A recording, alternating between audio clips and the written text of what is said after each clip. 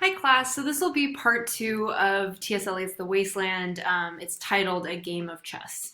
So when we think about the title and the game of chess, you really think about the players that are involved. You've got, the pawns, you've got the king and the queen. And so if you think about it like the everyday people, everyday society could be people as pawns, right? Playing in this game of power, these positions of power that are going on in society.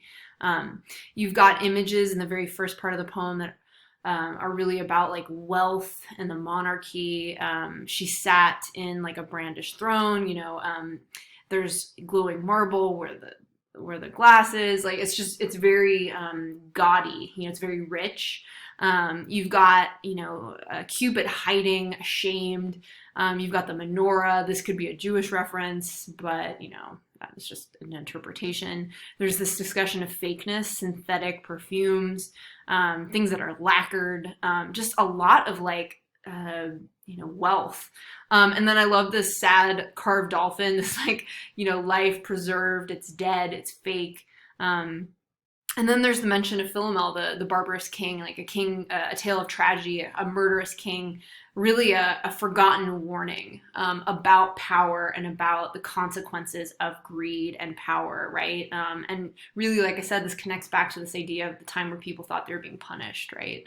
Um, and there's little references to Shakespeare here and there, the jug, which is, someone that's ignorant. Um, and then also in the poem, in this section exclusively, there's a whole theme of mental illness, trauma, and addiction that keeps getting mentioned. Like my nerves are bad tonight. It could be anxiety, but most likely trauma.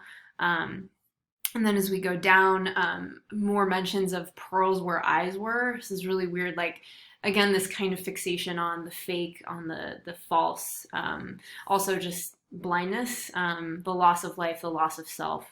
Um, and then there's this little part, oh, that Shakespearean rag, it's so elegant, so intelligent. This is ironic, it's sarcastic, right? They're making fun of the Renaissance of the elite, much like Shakespeare did in his time, making fun of Petrarch. Eliot is kind of making fun of the Renaissance. He's making fun of Shakespeare here. There's no room for Shakespeare right now. Like things are too tragic, things are too real, things are too traumatic.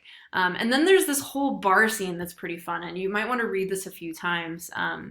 But there's also this conversation between Lil and this other friend about the loss of her teeth, the loss of her youth.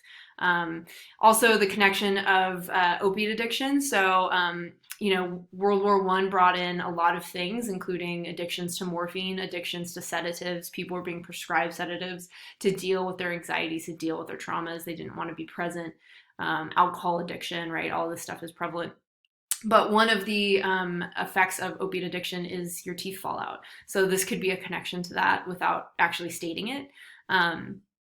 We know a little bit about Lil. She's 31. She's had 5 children, one of which died. The other one, Albert, is lost at war. So she's definitely, dealing with grief. And she's seen a chemist who's likely prescribing her sedatives or some sort of opiate medication that is making her ill. And just in general, the theme of this conversation is about an unhappiness in marriage, an addiction to substances, an addiction to drinking, possibly.